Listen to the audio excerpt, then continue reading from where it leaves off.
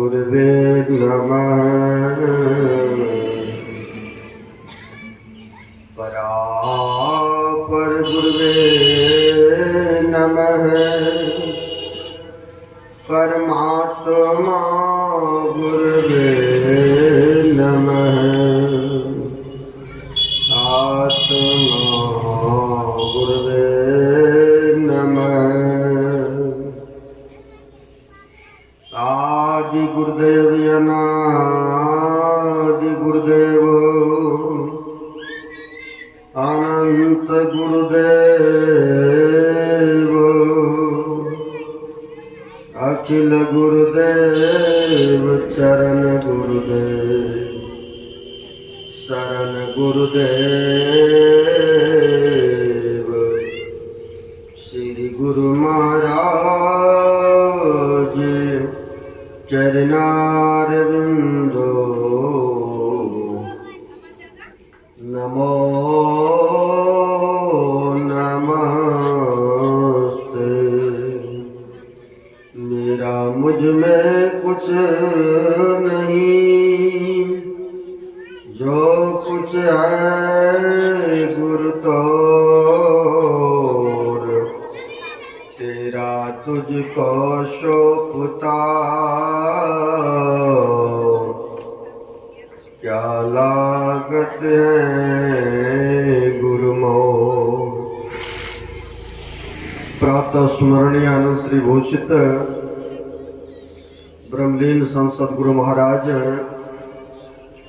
जो कि जन जन में कण कण में व्याप्त हैं, जग उद्धारक जग कल्याणकारक, ऐसे सर्वव्यापक गुरुदेव भगवान के पाद पद्मों में असंख्य असंख्य बार नमन है। तीर्थों को भी पावन पवित्र करने वाले मंचस्थ पूज्य साधु चरण, आदरणीय बड़े विद्वान सरल की मूर्ति, श्रद्धे कुंदन बाबू, उपस्थित सदगुरु के सद भक्तगण, जो मनुष्य शरीर का कर्तव्य है उत्तरदायी है, वह कर्म करने हेतु पधारे हुए हैं, बड़े ही भाग्यशाली और पुण्यात्मा हैं।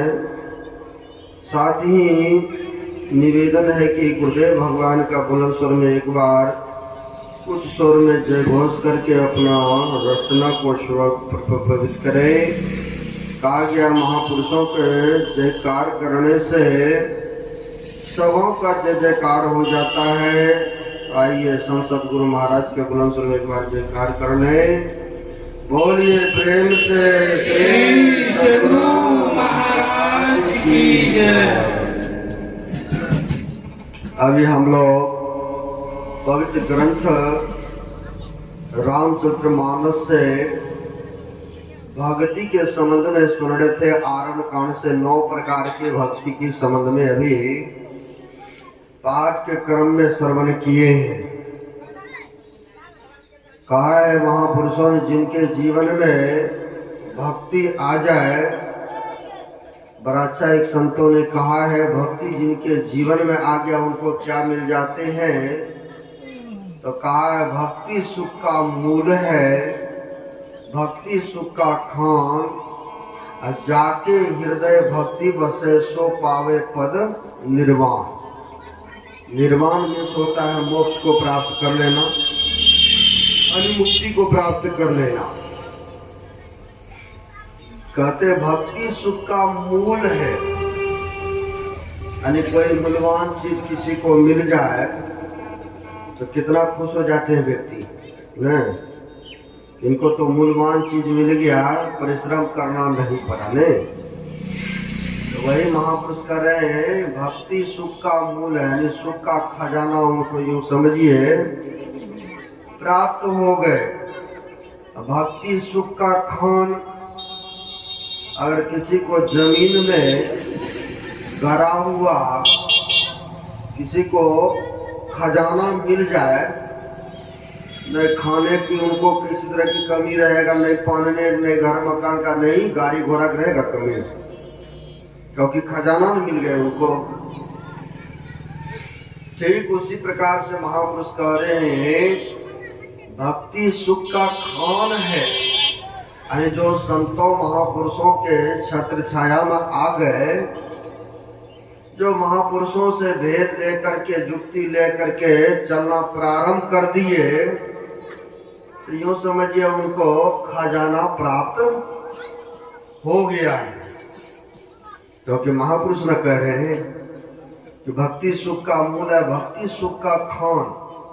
यानी जिसके अंदर में भक्ति का खान प्राप्त हो गया, यानी खजाना मिल गया, संतों की छत्र छाया में आ गए, तो कहते हैं एक न एक दिन निर्वाण को प्राप्त करेंगे कि नहीं। जो अभी हम लोगों ने सुने हैं माता सबरी के बारे में, इनके भी जीवन में गुरु मतंग जी मुनि आए थे ना, हमने कहा तजी जोग पावक दे हरिपद लीन भई, उसमें जाकर के लीन हो गए, जहां से के लौट करके शरीर और संसार में नहीं आना होता है। तो कब हुआ? जब भक्ति के पथ पर चले, जब संतों महापुरुषों के चरण शरण में गए, तब ना उस पदों में जाके लीन हो गए। तो वैसे ही कहते हैं सज्जनों, हम लोगों को भी ऐसे संत सदगुरु मिले। भक्ति के शुरुआत अभी हम लोग ने 9 प्रकार के भक्ति के सर्व संबंध में सुन रहे थे। पहला भक्ति यहीं से प्रारंभ होते, जो संतों के सानिध्य में सुने हैं ना। प्रथम भक्ति संतन कर संगा, यानी पहला भक्ति संतों का संग करना। और संग करने से क्या लाभ होगा?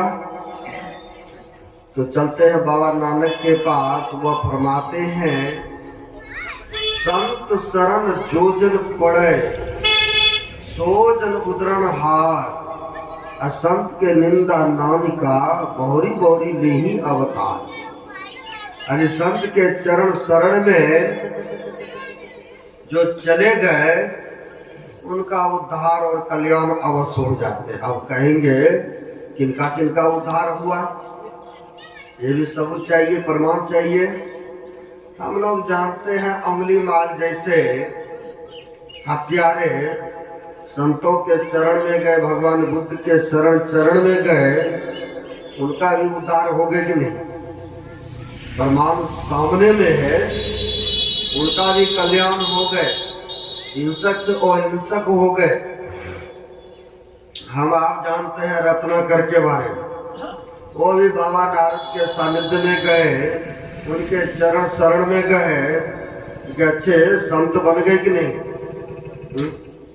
अरे इसीलिए कहा संत शरण जोजन पड़े सोजन उदरण हार। जो संतों के चरण और शरण में चले जाते हैं सज्जनों, उनका उद्धार अवश्य होता है। उनका चाहे शारीरिक परेशानी है, चाहे मानसिक कष्ट है, अवश्य उसका उद्धार होता है, उस दुखों से छुटकारा मिलता है। अब आप कहेंगे इसका कोई सबूत है, इसका कोई प्रमाण है? तो सज्जनों, मैं प्रमाण और सबूत के साथ आपको दिखाता हूँ, बताता हूँ।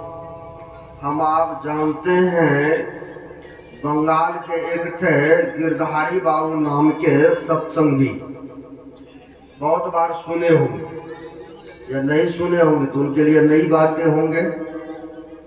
गिरधारी बाबू थे, गुरु महाराज के परम प्रिय भक्त थे तो घर गृहस्थियों में, लेकिन गुरुदेव को कई बार बुला करके सत्संग और भंडारा कराए। जैसे यहाँ पर भी मास्टर साहब सरदेव दिनेश बाबू ने अब लोगों को बुलाए हैं, 1 साल पहले ही समय निर्धारित करें। आज इस तरह से हम लोग बैठे हैं सत्संग समागम में।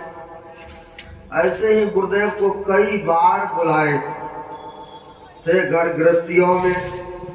संजोग ऐसा होता है, उनकी पुत्री का शादी विवाह हुआ, समय आने पर उनकी पुत्री बच्चे को जन्म दी। जन्म देते ही समय वो मेंटल हो गई, यानी पगली हो गई। कई बार क्या होता है, एक खगड़िया में गए थे सत्संग करने, एक भक्त ने आकर के रो रो करके हमको कह रहे थे, महाराज क्या बताइए, जो देख रहे छोटी बच्ची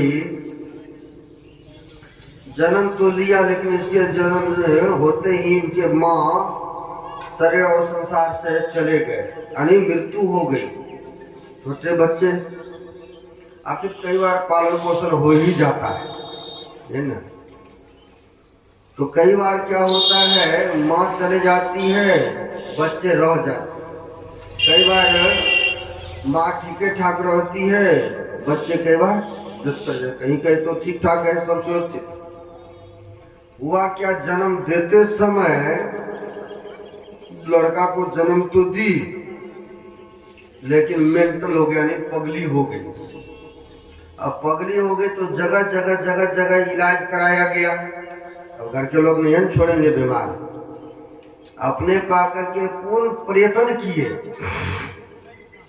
लेकिन कहीं सक्सेस नहीं हुआ, ठीक नहीं हुआ, यूं समझिए।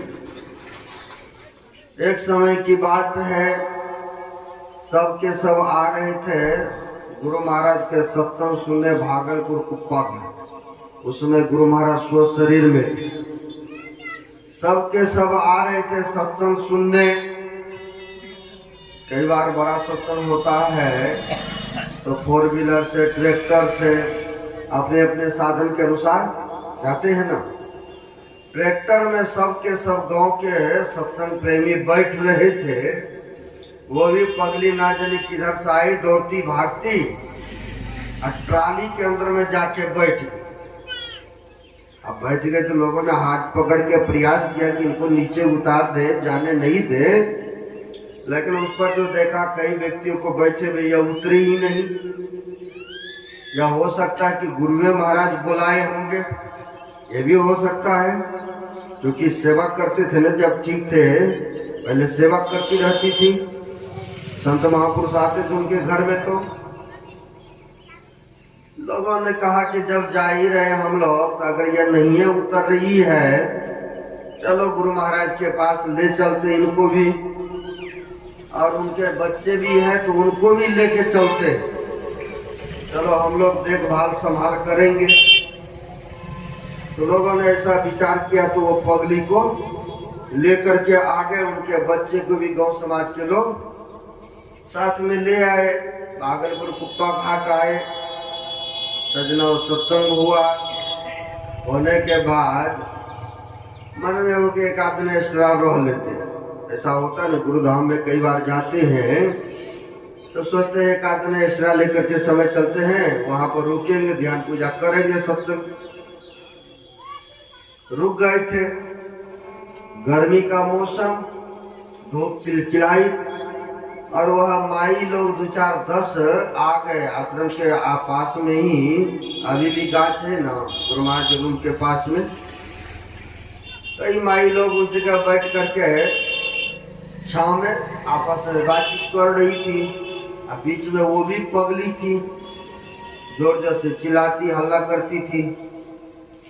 अब गुरु से भी कुछ भगरत स्वामी जी महाराज गुरु महाराज को भोजन करा के विश्राम करवा रहे थे। गुरुदेव लंच के समय में आराम करते थे, तो गुरुदेव के लिए सोचे कि डिस्टर्ब हो रहा है, ये हल्ला गुल्ला करती है, मैं जाऊं उनको चुप करा दूं, भगा दूं इस जगह से। फिर सोचते हैं कहीं उधर जाऊं मैं, इधर कहीं गुरुदेव कुछ मांग ले, पुकार लगा दे, इसलिए जाना ठीक नहीं है। ऐसा सोचा गुरु से भी भगरत स्वामी ने। सज्जनों, होता क्या है, गुरुदेव तो लेट रहे थे, गुरु महाराज की मौज होते हैं, संतों की मौज कहिए। गुरुदेव ने आदेश दिया अपने सेवक को, हमको उठा के बैठा दो। चारों बगल तकिया वगैरह सब लगा दिए, मशरूम लगा दिए, बैठा दिए, दोनों पर नीचे लटका दिए। गुरुदेव ने खखार के पात्र रखते खखार किया और चले गए सेवक साफ करने वॉशरूम में। उतना ही देर में वो जो पगली थी सबके बीच में उसके बीच से निकल करके भाग के चले आई गुरु महाराज के रूम। या हो सकता है गुरु महाराज बुलाए होंगे, आखिर प्रेरणा करने वाला तो वही नहीं है। एक संतों ने बड़ा अच्छा कहा है, जो कुछ किया सो तुमने किया, मैंने किया नहीं। कभू कहे कि मैंने किया, तू ही तो था मुझ माही। क्या वो है ना, सब में है ना है? लेकिन ये तो समर्पित की भावना है। कई बार व्यक्ति में अच्छाई होता है, बढ़िया बढ़िया कामों को करते हैं, उपकार करते हैं, तो व्यक्ति कहते मैंने किया मैंने किया मैंने किया, यानी मैंपन की अहंकार हो गया। अगर कहीं अशुभ काम हो गया, गलत काम हो गया, फिर कहते हैं पता नहीं परमात्मा ने ऐसी बुद्धि दी ताकि ऐसा काम हो गया हमसे। उसमें कहते परमात्मा ने बुद्धि दिया तब हो गया। कई बार अच्छा काम किया तो मैंने किया मैंने किया मैंने किया, ये मैंने उपकार किया, मैंने इस तरह से दान दिया। अरे मनुष्य बड़े चतुर होते हैं ताकि लोगों में हमारी प्रतिष्ठा, उनके दृष्टि में हम अच्छे कहलाए कि दानी है, बड़े अच्छे सज्जन है। इस ख्याल से बंदर वाला हाल है। एक बंदर, कई बंदर जाते थे आम के सीजन में बगीचा में खाने के लिए आम। बगीचा वाले ने स्प्रे किया है, खाद डाला है, देखभाल किया तो खाने नहीं देंगे, देखभाल तो करते ही है। सीजन था, सजना वहां पर डंडे मारे, ईटा मारे, बंदर भालू को सबको भगाते रहते थे। सभी बंदरों की एक दिन मीटिंग हो गया आपस में, भाई गुठली से ही तो गाछ होते हैं, क्यों नहीं एक एक गुठली ले आते हैं। गंगा जी के किनारे में जगह पर्याप्त मात्रा में है, खाली रहते हैं ना, एक एक अपने ही लगाएंगे और अपने बगीचा होगा, अपने ही खाएंगे। काय के लिए जाएंगे उसके बगीचा में डंडा ईटा खाने, मार खाने। सबों की मीटिंग पास हो गए, सब गए भालू बंदर एक एक ले आया, ले आके जमीन के अंदर में डाल दिया। 1 घंटा भी नहीं बीता, सब निकाल करके देखते हैं कि गाछ आया कि नहीं आया। संभव है कि आएंगे? फिर से डाल दिया नीचे, फिर विचार करते हैं अपनी बगीचा होगा, अपने में खाएंगे, क्यों जाए दूसरे के बगीचा में खाने को।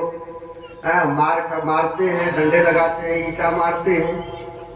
फिर 2 घंटा हुआ, फिर निकाल के देखने लगे। अगर आप लोग भी देखते रहेंगे तो संभव है, कोई भी वृक्ष लगाएंगे, बीज डालेंगे, अब बार बार देखेंगे तो संभव नहीं है कि उसमें अंकुर या वृक्ष होंगे। यानी उदाहरण स्वरूप शुभ काम तो मनुष्य करते हैं, बंदर वाला हाथ निकाल निकाल के देखने वाली बात, यानी बखान करते रहते हैं कि मैंने ये उपकार किया, मैंने ये भला किया, मैंने इतना आश्रम में दान दिया। अंकुर आएगा? संभव है? कहीं तो ऐसा है, इस हाथ को देते दूसरे हाथ को भी पता नहीं लगता है, पड़ोस को भी नहीं पता चलता है। अगर कहीं अशुभ काम हो जाए, ना जाने एक अशुभ को छिपाने के लिए व्यक्ति कितने झूठ की सहारा लेते हैं, कहीं उसके दृष्टि में हम गलत ना ठहराए। यानी लगाया तो जरूर उसने, बीज तो डाला, क्या करते हैं मिट्टी डाल करके ढक देते हैं। ढक दिया तो अशुभ का फिर पौधा तो लगता ही है ना, और लगेगा तो फिर उसमें फल भी तो हो गए, तो स्वतः भोगना पड़ता है ना। लेकिन मनुष्य बड़ा चतुर है आजकल, वो बाद में देखेंगे, लेकिन पहले समाज में तो प्रतिष्ठा होना चाहिए। समाज में वो चाहते हैं कि हमारे जय जयकार हो, है ना, जय जयकार चाहते हैं। सज्जन होता क्या है, हम सुना रहे थे, संतों के चरण में, शरण में जाने से क्या लाभ, क्या फायदा होता है। जीवन में सब फायदा चाहते हैं, को हानि चाहते हैं, लाभ नहीं चाहते हैं, सब लाभ चाहते हैं। होता क्या है, गुरुदेव को उठा के बैठा दिए थे, पांव लटक रहे थे और थकार जो किए तो वह पात्र को साफ करने के लिए बाथरूम में चले गए थे। गुरु तेरी जी महाराज उतना ही देर में वह बीच में जो माई के बीच में वो पगली थी, बड़े शोरगुल कर रही थी, हल्ला कर रही थी, बीच से भागे भागे चले आए गुरु महाराज के रूम। अब गुरु महाराज के रूम में आए, देखे चरण लटक रहा है। यह पगली सोचती है कि अपना सिर को संतों के गुरु महाराज के चरण में, या गुरु महाराज मति दिए होंगे, हो सकता है ऐसा ही,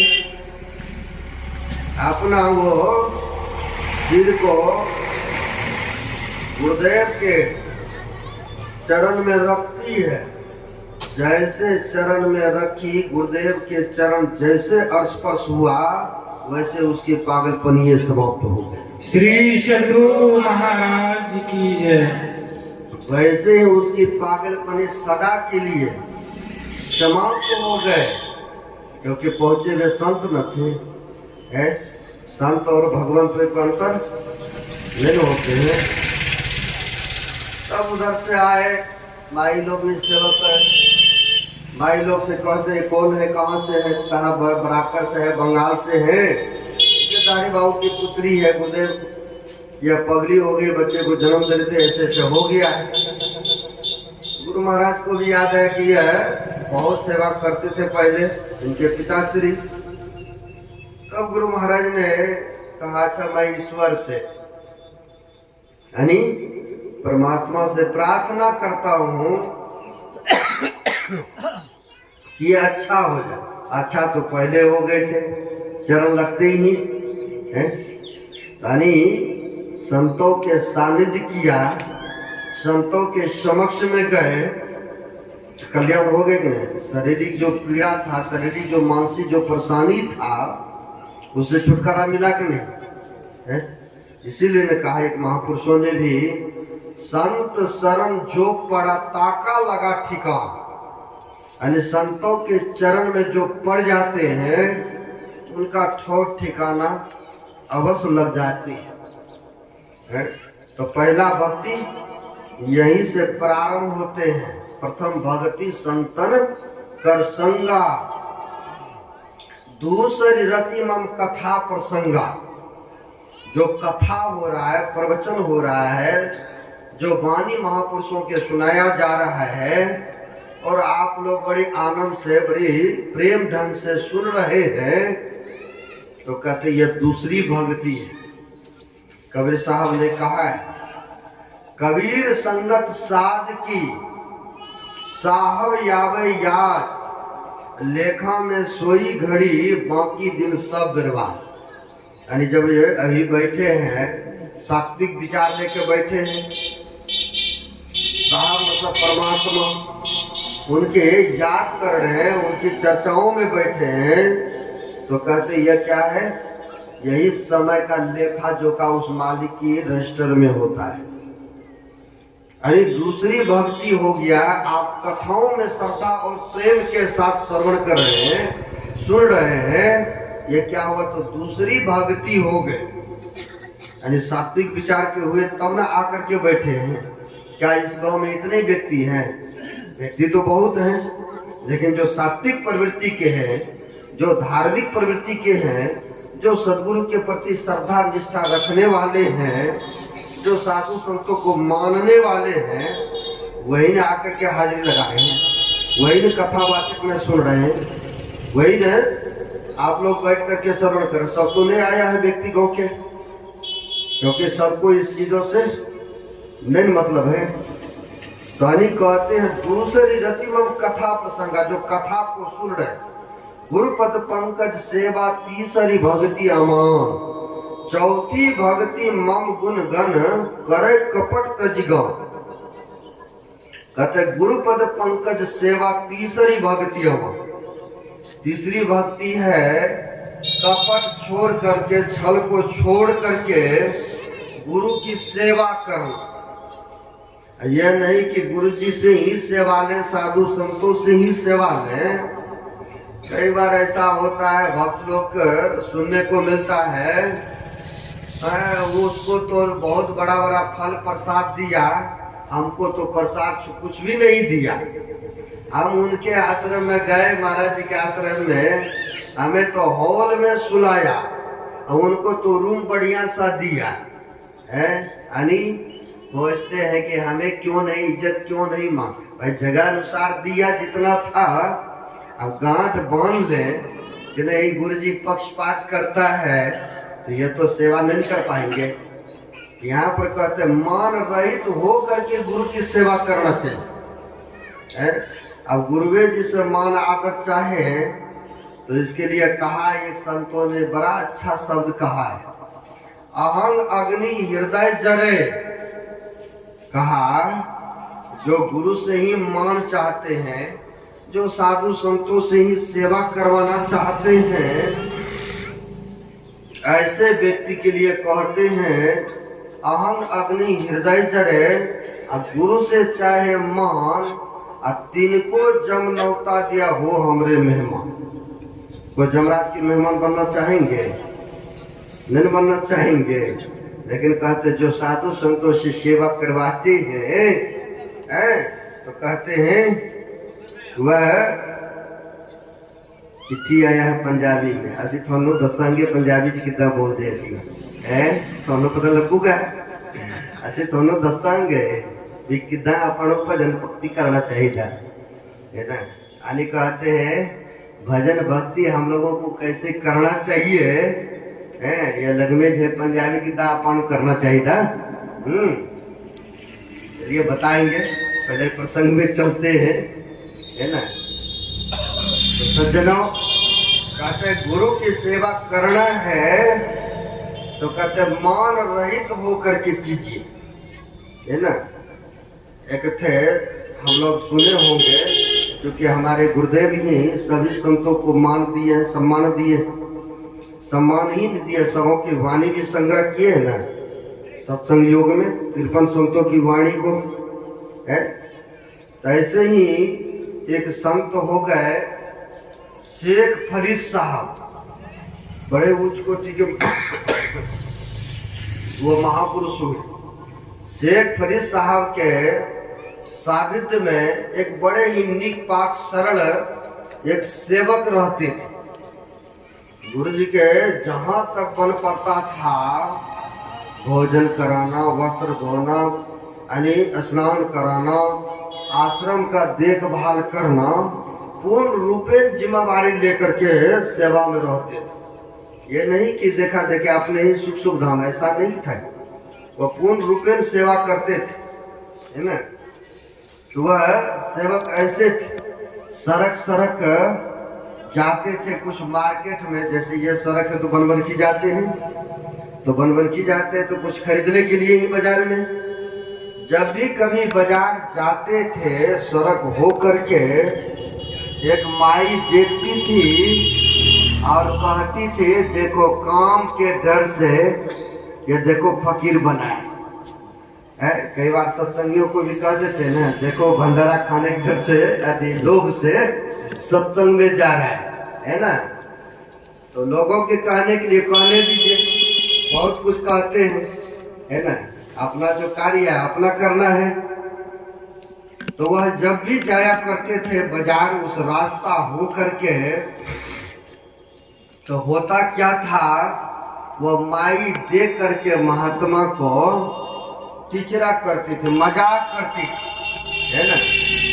अब बार बार इस तरह से महात्मा जी ने सोचे नहीं जाए उसकी टोल, नहीं सुने उसकी बोल, रास्ता और भी होंगे, कोई जरूरी नहीं है कि इसी होकर के जाएंगे, थोड़ा घुमाना पड़ेगा।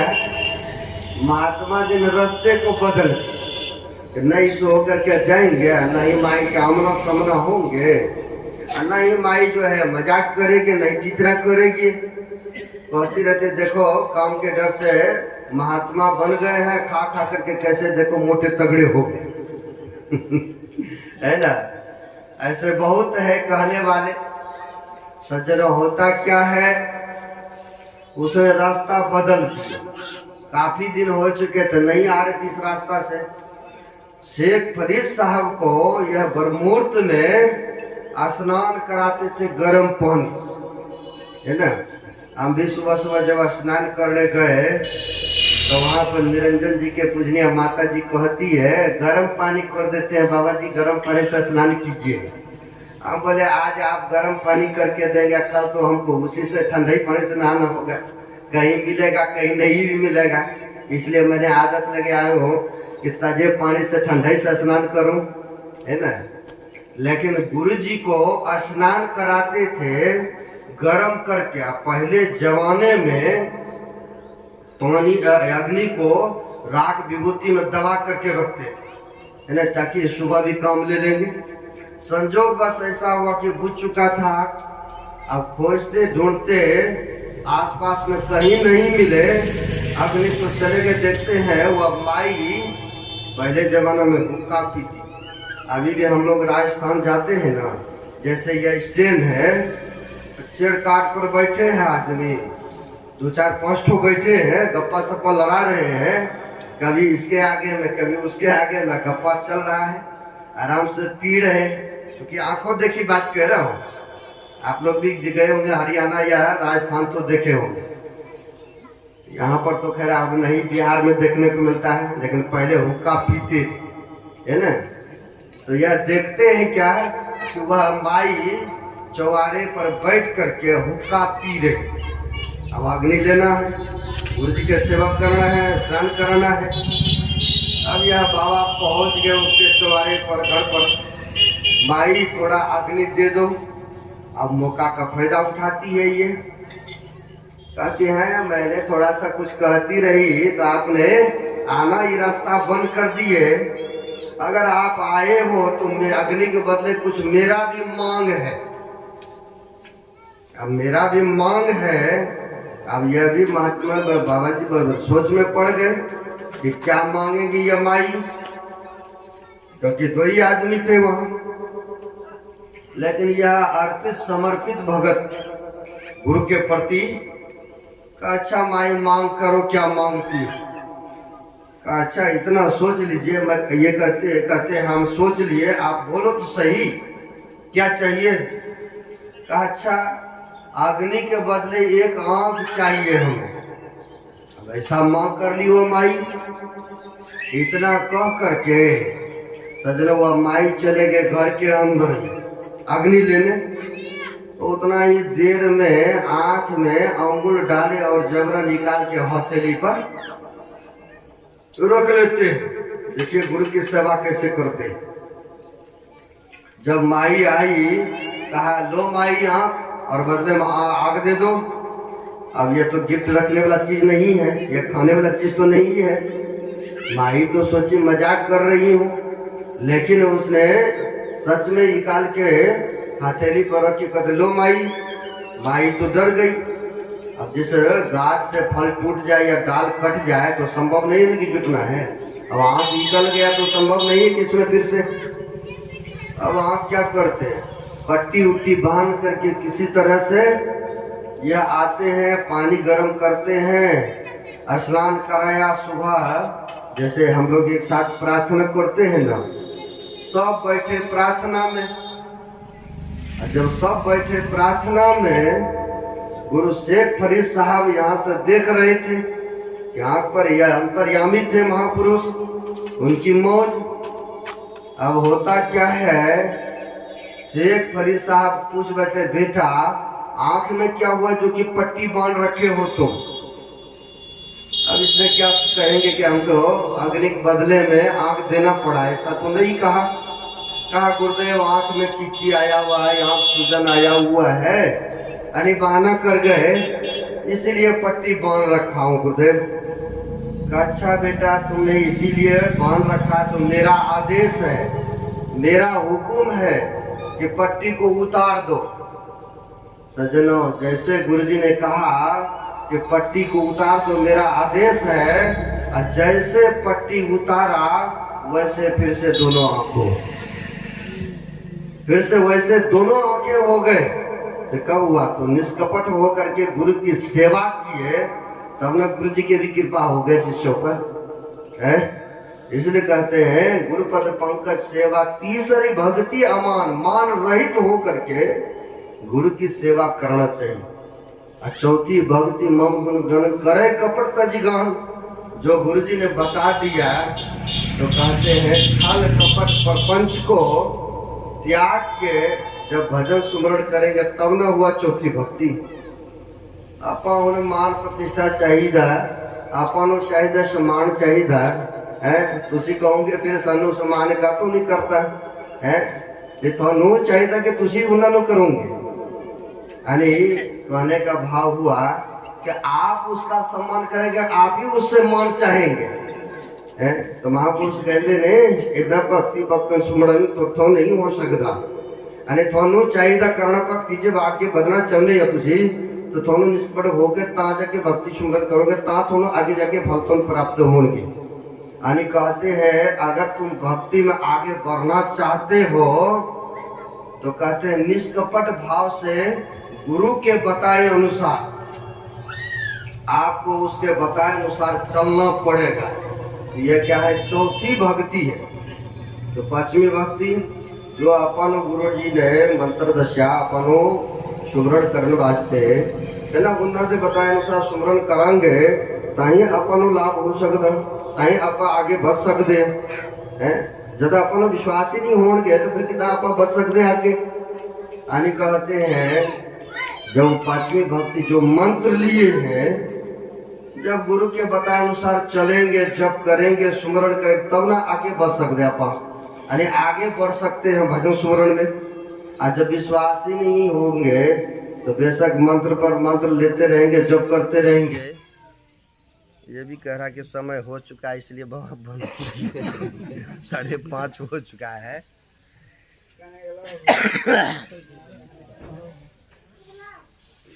कर देंगे।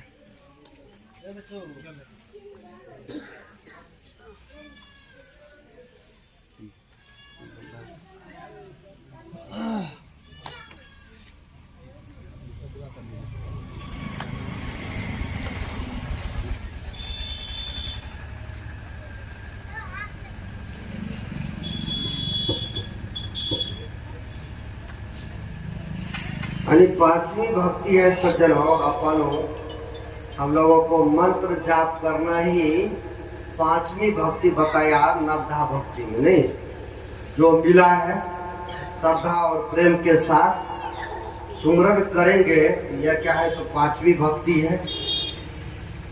आप खूब अपने तरफ से पूजा पाठ खूब करते रहे, खूब चिट्ठी, पहले चिट्ठी चलता था ना, चिट्ठी पर चिट्ठी लिखते जा, उसमें एड्रेस पता हो ही नहीं, जहाँ भेजना है तो चिट्ठी कभी पहुँचेंगे? संभवतः है। अरे दोनों तरफ का पता न होते थे तब न चिट्ठी पहुँचते थे। पता मालूम नहीं है, खूब पूजा पाठ अगरबत्ती प्रसाद फूल चढ़ा रहे, अरे बिना पते के यात्रा कर रहे तो संभवतः है कि पहुँचेंगे इनकी स्थान पर है। तो कहते पांचवी भक्ति है सज्जनों, जो गुरु से मंत्र लेकर के सुमरण करते उनके अनुसार चलते हैं तब जीवन में लाभ हो। छठदम शील विरति बहु कर्मा नित्य निरंतर सज्जन धर्म। छठी भक्ति है इंद्रियों पर दमन करना। यह नहीं कि जो मन कहा उसी पर चले, उसी के कहे अनुसार चलते रहे, ऐसा नहीं कहा। कहा अच्छी संगति करना चाहिए, सज्जनों की संगति में रहना चाहिए, क्योंकि महापुरुषों ने कहा है ज्ञान बढ़े गुणमान के संगत, ध्यान बढ़े तपसी संकीर्ण, मोह बढ़े परिवार के संगत, क्रोध बढ़े नरमूर के संगत, ज्ञान विवेक विचार बढ़े कभी शुभ संगत संकीर्ण। ज्ञान घटे नरमूर के संगत, ध्यान घटे चित्त विषय भरमाए, बुद्धि घटे बहुभोजन खाए, प्रेम घटे नीति ही कुछ मांगत, मान घटे परघट नित जाए, कह दयाल सुरोरे नरमूर, पाप घटे हरि के गुण गाए।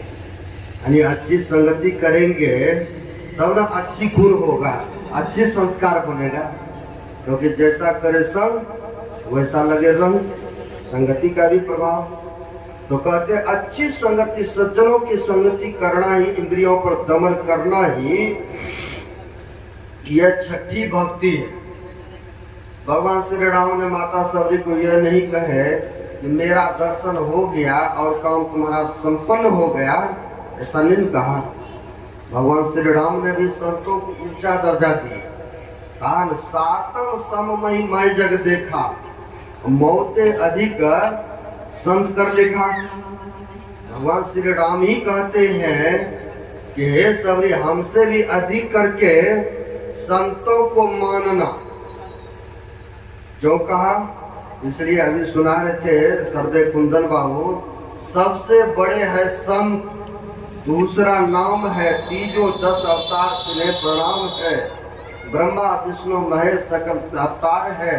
अरे हाँ रे पलटू, सबके ऊपर संत मुकुट, संत सिरताज है, सबके ऊपर में संत है, सदगुरु है ना।